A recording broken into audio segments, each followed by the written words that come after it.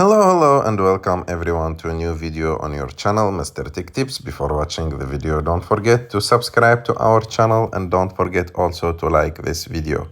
In today's video, I will show you how to copy a YouTube link on iPhone.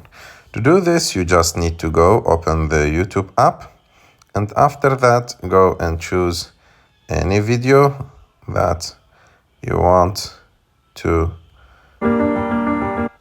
share. And after that, as you can see, there is a button here called share. Just click on it. And as you can see here, there is an option that appears. It's called copy link. Just click on it. And as you can see here, we copied the link of the YouTube video and you can send it to anyone that you want. I hope that you like this video. If you like this video, don't forget to subscribe to our channel to like it and see you in the